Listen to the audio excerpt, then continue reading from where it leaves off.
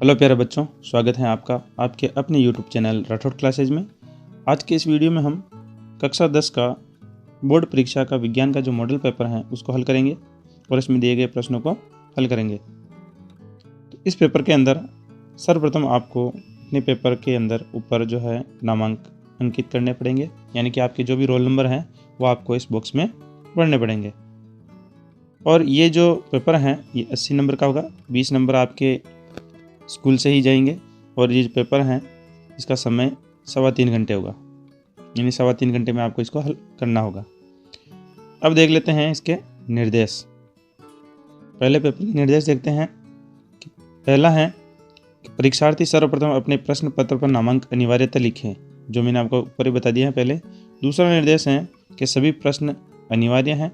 तीसरा निर्देश, प्रत्येक प्रश्न का उत्तर दी गई उत्तर पुस्तिका में ही लिखें और कहीं पर आपको नहीं लिखना, पेपर में भी कुछ नहीं लिखना है। चौथा निर्देश है जिन प्रश्नों के आंतरिक खंड हैं उन सभी के उत्तर एक साथ ही लिखें। अगर आप अलग अलग लिखोगे तो हो सकता है आपके नंबर कट सकते हैं। पांचवा निर्देश है प्रश्न पत्र के हिंदी व अंग्रेजी रूपांतर में किसी प्रकार की त्रुटि, अंतर या विरोधाभास होने पर हिंदी भाषा के प्रश्न को ही सही माने। आइए शुरुआत करते हैं अब प्रश्नों की। सबसे पहले है खंड अ। खंड अ को आप प्रश्न 1 मान सकते हैं, यानी कि पहला प्रश्न ही है जिसमें सारे बहुविकल्पी प्रश्न आ जाएंगे। तो पहला प्रश्न है मानव में फुफ्फुस या फेफड़े किस तंत्र का भाग है? तो इसका सही उत्तर है श्वसन तंत्र का भाग है। दूसरा प्रश्न है निम्न में से कौन सा पादप हार्मोन है? तो इंसुलिन, थायरोक्सिन और एस्ट्रोजन ये तो मानव हार्मोन है और ये ऑक्सिन जो है ये पादप हार्मोन है। प्रश्न संख्या 3, कौन से वैज्ञानिक को आनुवंशिकता का जनक कहते हैं? तो आनुवंशिकता का जनक मेंडल को कहते हैं। आप मेंडलिप मत कर देना, क्योंकि मेंडलिप जो है वो उसने आवर्त सारणी बनाई थी। चौथा प्रश्न है निम्न में से किस रसायन का उपयोग फोटोग्राफी में होता है? तो इसमें सिल्वर ब्रोमाइड इसका सही उत्तर है। तो सिल्वर ब्रोमाइड का उपयोग फोटोग्राफी में होता है। पांचवा प्रश्न है प्लास्टर ऑफ पेरिस का रासायनिक सूत्र है? तो इसका सही उत्तर है बी, CaSO4 .half H2O।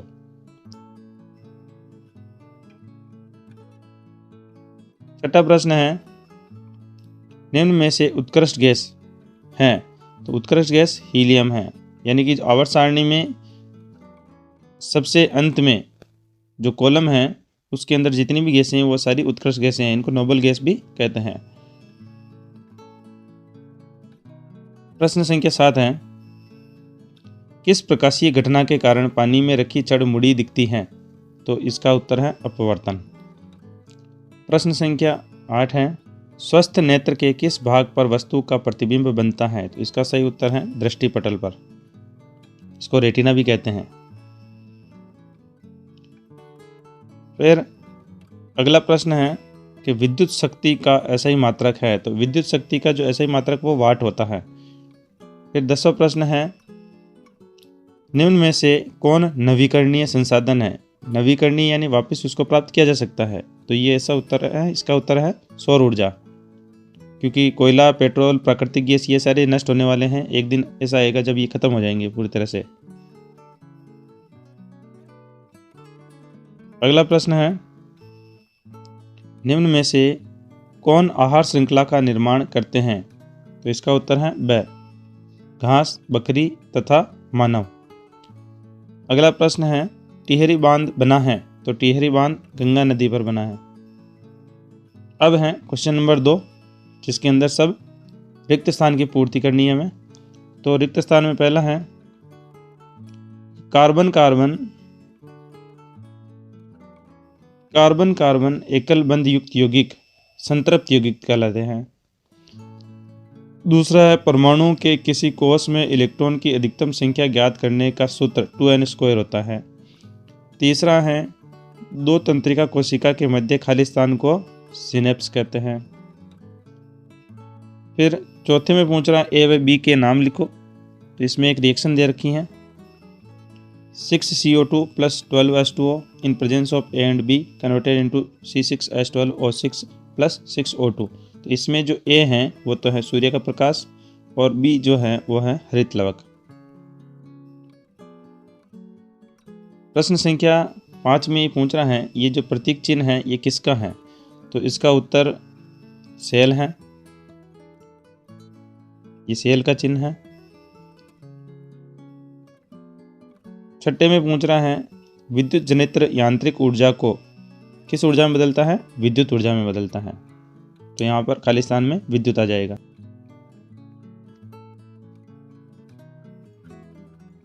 अब देखते हैं अति लघु प्रश्न, प्रश्न संख्या 3। इसमें बहुत छोटे उत्तर देने आपको। तो पहला ही प्रश्न है कि अवक्षेपण अभिक्रिया से आप क्या समझते हैं? तो इसका उत्तर है ऐसी अभिक्रिया जिसमें अवक्षेप का निर्माण होता है उसे अवक्षेपण अभिक्रिया कहते हैं। दूसरा प्रश्न है उदासीन विलयन के pH का मान लिखो। तो उदासीन विलयन के pH का मान 7 होता है। अगला प्रश्न पूछ रहा है कि मिश्र धातु के 2 उदाहरण लिखो। तो मिश्र धातु के 2 उदाहरण हैं, एक तो पीतल और कांसा। अगला प्रश्न है मेथेन की इलेक्ट्रॉन बिंदु संरचना बनाइए। तो मेथेन की इलेक्ट्रॉन बिंदु संरचना आपको इस प्रकार से बनानी है। कार्बन के एक एक इलेक्ट्रॉन क्रॉस द्वारा प्रदर्शित किए गए हैं और हाइड्रोजन के एक एक इलेक्ट्रॉन को डॉट द्वारा प्रदर्शित किया गया है।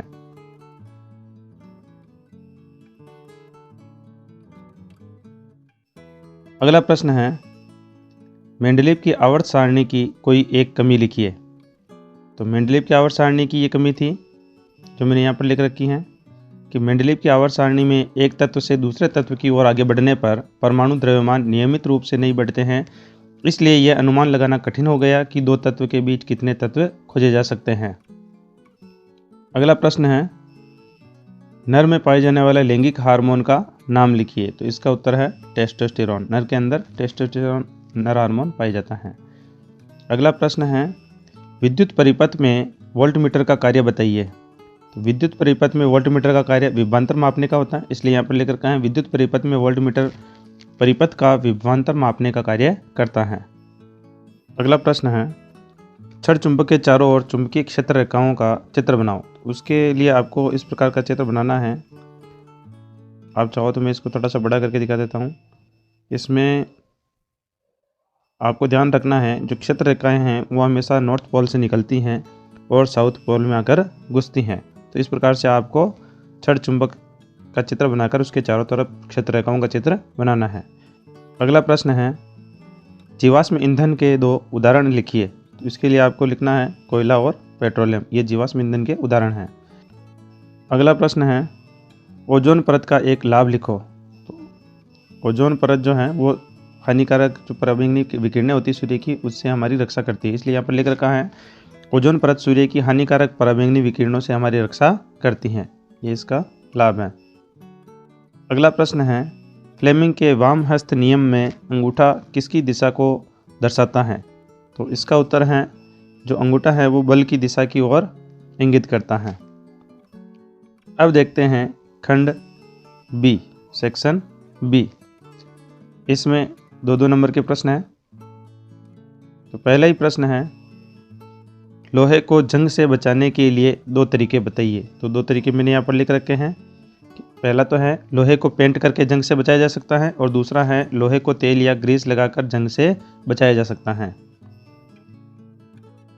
अगला प्रश्न है कार्बन के 2 अपर रूपों के नाम लिखो। तो कार्बन के 2 अपर रूप यहाँ पर लिख करके मैंने हीरा और ग्रेफाइट। अगर एक और पूछे तो उसका फुल रिन और होता है।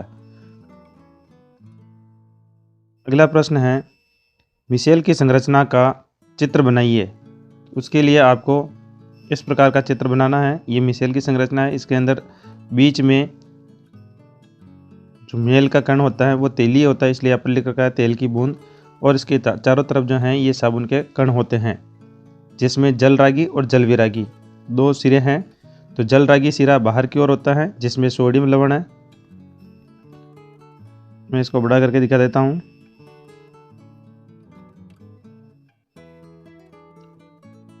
ये जलरागी सिरे हैं जिसके तरफ सोडियम आयन होते हैं और बीच में जल विरागी होता है जो जल से दूर हटता है और तेल से चिपकता है।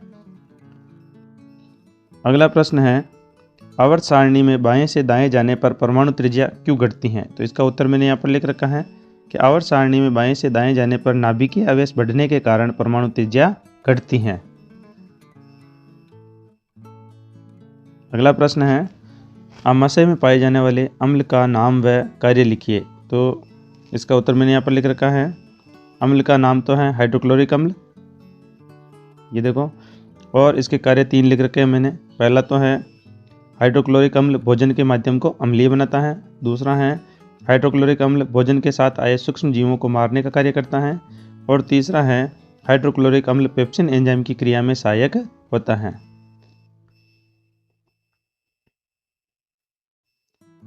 अगला प्रश्न है, प्लेसेंटा किसे कहते हैं वह इसके कार्य बताओ। तो इसका उत्तर भी मैंने यहाँ पर लिख रखा है कि भ्रूण एक तस्तरीनुमा संरचना द्वारा माँ के गर्भाशय से जुड़ा होता है।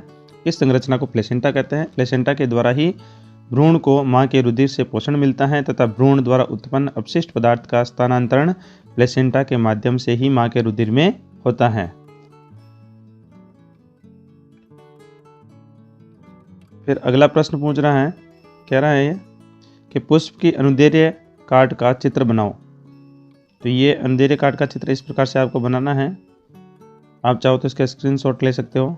इसके अंदर सबसे बाहर जो है बाह्य दल होते हैं, बाह्य दल के अंदर फिर दल होते हैं, दल के अंदर फिर पुंकेसर और स्त्रीकेसर होते हैं। पुंकेसर में 2 भाग होते हैं, परागकोश और पुतंतु, यहाँ पर बना रखा है। और स्त्रीकेसर में 3 भाग हैं, वर्तिकाग्र, वर्तिका और अंडाशय।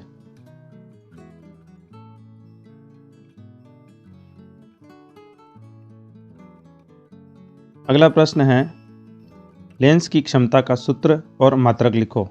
तो लेंस की क्षमता का सूत्र जो होता है P बराबर P1 plus P2 plus P3, ऐसे डॉट डॉट करके आगे चलता रहे, जितने लेंस होंगे उतने P आ जाएंगे। और इसका जो मात्रक है वो डायोप्टर होता है। अगला प्रश्न है, किसी चालक का प्रतिरोध किन किन कारकों पर निर्भर करता है, कोई 2 बताने हैं। तो दोनों मैंने यहाँ पर लिख रखे हैं, एक तो चालक की लंबाई और दूसरा है चालक की अनुप्रस्थ काट के क्षेत्रफल पर।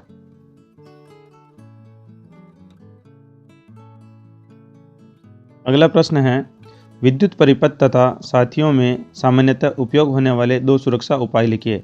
दोनों सुरक्षा उपाय मैंने लिख रखे हैं, एक तो बूस्ट संपर्क तार या अर्थिंग और दूसरा है विद्युत फ्यूज। अगला प्रश्न है, चुंबकीय क्षेत्र की दिशा ज्ञात करने का दक्षिण हस्त अंगुष्ठ नियम लिखिए। तो ये नियम मैंने यहाँ पर लिख रखा है। दक्षिण हस्त अंगुष्ठ नियम के अनुसार यदि हम अपने दाहिने हाथ में विद्युत धारावाही चालक को इस प्रकार पकड़ें कि हमारा अंगूठा विद्युत धारा की दिशा की ओर संकेत करता है, तो हमारी अंगुलियां चालक के चारों ओर चुंबकीय क्षेत्र की क्षेत्र रेखाओं की दिशा में लिपटी होंगी। इसे दक्षिण हस्त अंगुष्ठ नियम कहते हैं। अगला प्रश्न है, दिए गए विद्युत परिपथ में परिणामी प्रतिरोध कितना है। यानी ये परिपथ दे रखा है, इसमें हमें परिणामी प्रतिरोध निकालना है। चूंकि ये दोनों जो प्रतिरोध हैं, ये एक और ये दूसरा, ये दोनों श्रेणी क्रम में जुड़े हुए हैं, तो इसका सिंपल जो फॉर्मूला लगता है R बराबर R1 प्लस R2। तो यहाँ पर मैंने लिख रखा है परिणामी प्रतिरोध R बराबर R1 प्लस R2 या R बराबर 2 प्लस 2 बराबर 4 ओम।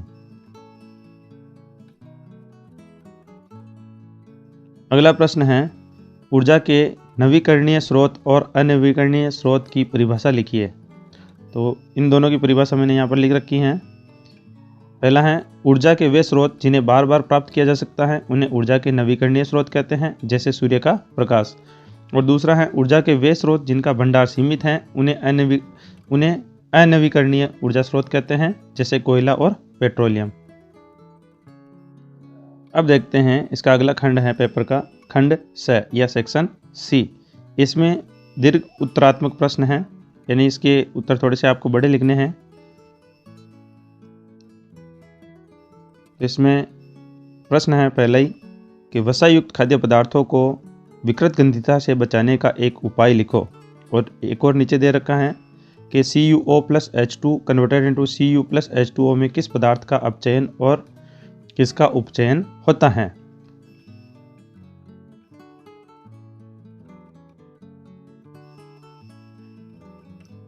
इसका उत्तर मैंने यहाँ पर लिख रखा है। पहले का उत्तर तो है कि वसायुक्त खाद्य पदार्थों को, पहला तो है वसायुक्त खाद्य पदार्थों को विकृत गंधीता से बचाने के लिए उनके पैकेट में नाइट्रोजन गैस भरी जाती हैं। और दूसरे का उत्तर है उपरोक्त अभिक्रिया में कॉपर का अपचयन तथा हाइड्रोजन का उपचयन होता है।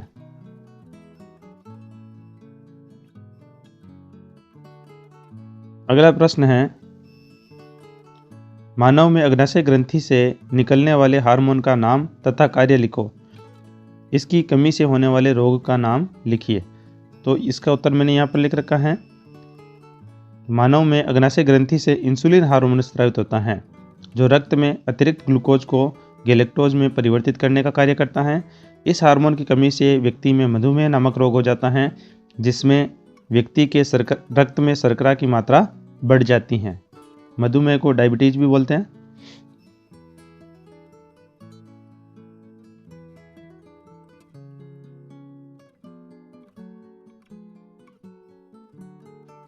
अगला प्रश्न है, मानव में लिंग निर्धारण को समझाओ और इसका आरेख चित्र भी बनाओ। तो इसका जो उत्तर है वो मैंने यहाँ पर लिख रखा है कि मनुष्य में 23 जोड़े गुणसूत्र होते हैं, जिनमें से 22 जोड़े कायिक गुणसूत्र तथा 1 जोड़ा लैंगिक गुणसूत्र होता है। नर लैंगिक गुणसूत्र युग्मकों में 1 एक्स गुणसूत्र और 1 वाई गुणसूत्र होता है, जबकि मादा में लैंगिक गुणसूत्रों में केवल एक्स गुणसूत्र ही होते हैं। जब एक शुक्राणु एक अंडे को निषेचित करता है तो निम्नलिखित संभावनाएं हो सकती हैं। पहली दशा है XX दशा। जब एक एक्स गुणसूत्र वाला शुक्राणु एक अंडे को निषेचित करता है तो परिणामी युग्मनज एक लड़की में विकसित होता है। दूसरी दशा है XY दशा। जब एक वाई गुणसूत्र वाला शुक्राणु एक अंडे को निषेचित करता है तो परिणामी युग्मनज एक लड़के में विकसित होता है।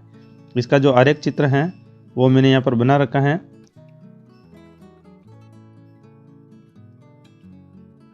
ऐसा आरेख चित्र आप भी बना सकते हो।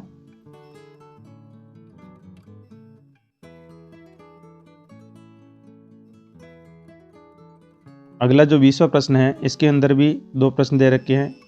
ए में दे रखा है कि दीर्घ दृष्टि दोष के निवारण के लिए कौन सा लेंस काम में आता है, और बी के अंदर पूछ रहा है कि सूर्योदय तथा सूर्यास्त के समय सूर्य का रंग लाल क्यों दिखता है। तो इसमें एक का उत्तर तो मैंने यहाँ पर लिख रखा है कि दीर्घ दृष्टि दोष के निवारण के लिए उत्तल लेंस काम आता है, और बी का उत्तर भी यहाँ पर लिख रखा है कि सूर्योदय तथा सूर्यास्त के समय सूर्य पृथ्वी की क्षितिज स्थिति में होता है, जिसकी वजह से सूर्य के प्रकाश को हमारी आंखों तक पहुंचने के लिए वायुमंडल की अधिक परतों को पार करना पड़ता है। इसके कारण सूर्य का अधिकांश प्रकाश वायुमंडल में ही प्रकीर्णित हो जाता है तथा हमारी आंखों तक केवल अधिक तरंगदैर्ध्य वाला लाल प्रकाश ही पहुंचता है। इसलिए सूर्य हमें लाल दिखाई देता है। अब देखते हैं पेपर का अंतिम खंड द या सेक्शन डी। इसमें पहला ही प्रश्न यानी कि पेपर का 21वां प्रश्न है। इसके 3 पार्ट कर रखे हैं, ए, बी और सी। ए में पूछ रहा है विरंजक चूर्ण का रासायनिक सूत्र व कोई एक उपयोग लिखो। बी में पूछ रहा है बेकिंग सोडा का रासायनिक सूत्र व कोई एक उपयोग लिखो। और तीसरे में पूछ रहा है अम्ल तथा क्षार में कोई 2 अंतर लिखो। अथवा में एक और दे रखा है। पहले अपन इस प्रश्न को ही देख लेते हैं कि विरंजक चूर्ण का सूत्र तो है CaOCl2, और इसका जो उपयोग है वह है पीने वाले जल को जीवाणु से मुक्त करने के लिए विरंजक चूर्ण का उपयोग किया जाता है। बी में पूछा था इसने बेकिंग सोडा का सूत्र, तो बेकिंग सोडा का सूत्र है NaHCO3, और इसका उपयोग यहाँ लिख रखा है रसोई घर में स्वादिष्ट खस्ता पकौड़े बनाने में बेकिंग सोडा का उपयोग किया जाता है। सी में इसने पूछा था अम्ल व क्षार में कोई 2 अंतर, तो दोनों अंतर मैंने यहाँ पर लिख रखे हैं। अम्ल, पहला है अम्ल स्वाद में खट्टे होते हैं जबकि क्षार स्वाद में कड़वे होते हैं, और दूसरा है अम्ल नीले लिटमस को लाल करते हैं जबकि क्षार लाल लिटमस को नीले में परिवर्तित करते हैं। अब देखते हैं इसका अथवा वाला प्रश्न।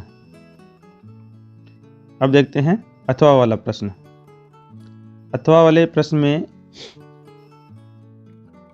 ए में कह रहा है ये निम्नलिखित को सुमेलित करो, तो हम यहीं पर सुमेलित कर लेते हैं कि संतरे में कौन सा एसिड पाया जाता है? संतरे में सिट्रिक एसिड पाया जाता है। आंवले में एस्कॉर्बिक अम्ल पाया जाता है। नेटल के डंक में मेथेनोइक अम्ल पाया जाता है। और इमली के अंदर टार्टरिक अम्ल पाया जाता है। तो ये मिलान तो यहीं पर हो गया है। अब दूसरा प्रश्न यानी कि बी वाला पूछ रहा है इसके अंदर कि धावन सोडा का रासायनिक सूत्र व 2 उपयोग लिखो। तो इसका मैंने आगे लिख रखा है, जैसा कि आप यहाँ पर देख सकते हो, ये लिख रखा है मैंने। धावन सोडा का जो रासायनिक सूत्र है वो तो होता है Na2CO3.10H2O और इसके उपयोग हैं जो कि मैंने यहाँ पर लिख रखे हैं। पहला है सोडियम कार्बोनेट का उपयोग कांच, साबुन एवं कागज उद्योग में होता है। दूसरा है इसका उपयोग बोरेक्स जैसे सोडियम यौगिक के उत्पादन में होता है। तीसरा सोडियम कार्बोनेट का उपयोग घरों में साफ सफाई के लिए होता है। और चौथा सोडियम कार्बोनेट का उपयोग जल की स्थायी कठोरता को हटाने के लिए किया जाता है। अब है प्रश्न संख्या 22। प्रश्न संख्या 22 के 2 पार्ट कर रखे हैं। ए में ये पूछ रहा है मानव में उत्सर्जन किसे कहते हैं और मानव उत्सर्जन तंत्र का नामांकित चित्र बनाओ। और बी में पूछ रहा है ये मानव में अपवहन या डायलिसिस क्रिया को समझाइए। अथवा में और पूछ रहा है, उसको अपन बाद में देखेंगे, पहले ही इन प्रश्नों के उत्तर देख लेते हैं। तो उत्सर्जन की परिभाषा तो मैंने यहाँ पर लिख रखी है कि वह जैव प्रक्रम जिसमें हानिकारक उपापचयी वर्ज्य पदार्थों का निष्कासन होता है उत्सर्जन कहलाता है। और इसका जो चित्र बनाना है वो चित्र भी मैंने यहाँ पर बना रखा है। आपको इसी प्रकार से चित्र बनाना है और इनका नामांकन भी करना है।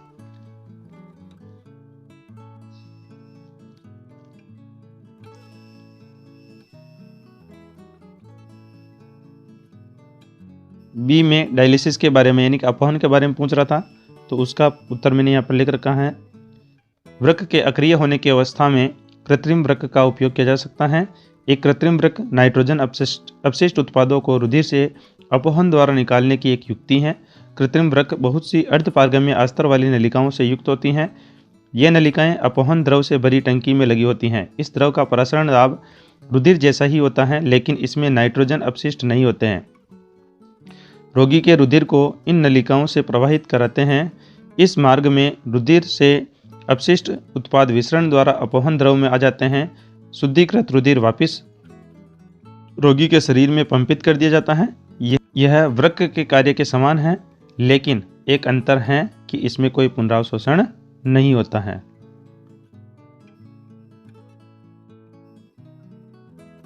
अब अथवा वाला प्रश्न देख लेते हैं। अथवा के भी 2 पार्ट कर रखे हैं। अथवा के पहले में पूछ रहा है ये कि मानव में भोजन का पाचन किसे कहते हैं और मानव पाचन तंत्र का नामांकित चित्र बनाओ। ठीक है। और दूसरे में पूछ रहा है भोजन के पाचन में लार का एक कार्य बताओ। तो इसमें देख लेते हैं, ये अथवा वाला है। इसमें मैंने लिख रखा है पहला ही इसकी पाचन की परिभाषा कि वह प्रक्रिया जिसमें पाचक एंजाइम यानी कि हाइड्रोलिटिक एंजाइम की सहायता से भोजन को जटिल से सरल रूप में परिवर्तित किया जाता है पाचन कहलाती हैं। और इसका चित्र भी यहाँ पर बना रखा है। आपको इसी प्रकार से चित्र बनाना है और नामांकन करना है। आप चाहो तो इसका स्क्रीनशॉट ले सकते हो।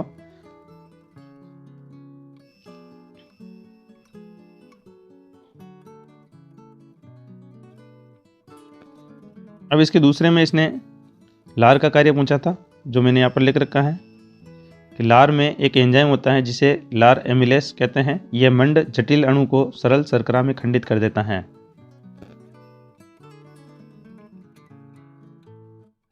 अब है अंतिम प्रश्न इस पेपर का। इसके भी 2 पार्ट कर रखे हैं इसने। ए में पूछ रहा है अवतल दर्पण द्वारा प्रतिबिंब का किरण आरेख बनाओ जबकि वस्तु फोकस ऐप पर स्थित हो। और बी में पूछ रहा है वास्तविक तथा आभासी प्रतिबिंब में 2 अंतर लिखिए। अथवा का प्रश्न बाद में देखेंगे, पहले इसको देख लेते हैं। तो ये जो किरण आरेख हैं, जब वस्तु फोकस पर स्थित होती हैं तो उससे इस प्रकार का किरण आरेख बनेगा, यानी कि जो प्रतिबिंब है वो अनंत पर बनता है और बहुत बड़ा बनता है और दर्पण के सामने बनता है। और बी में वास्तविक और आभासी प्रतिबिंब में 2 अंतर पूछ रहा था, तो मैंने यहाँ पर लिख रखे हैं। पहला है वास्तविक प्रतिबिंब दर्पण के सामने बनते हैं जबकि आभासी प्रतिबिंब दर्पण के पीछे बनते हैं। और दूसरा है वास्तविक प्रतिबिंब उल्टे होते हैं जबकि आभासी प्रतिबिंब सीधे होते हैं।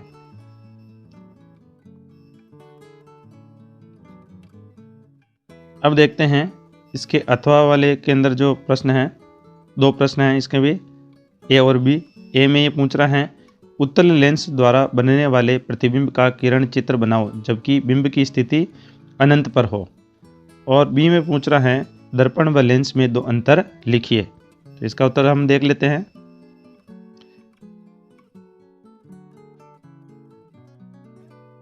ए का चित्र मैंने यहाँ पर बना रखा है कि अगर वस्तु अनंत पर होती हैं तो उत्तल लेंस से जो प्रतिबिंब बनता है वो f2 पर बनता है, चित्र में दिखा रखा है। बिंदु आकार का होता है, उल्टा होता है और वास्तविक होता है, क्योंकि दर्पण के सामने बनने वाले प्रतिबिंब वास्तविक होते हैं जबकि जो लेंस होता है, लेंस के पीछे बनने वाले जो प्रतिबिंब हैं वो वास्तविक होते हैं। ये आपको ध्यान रखना है।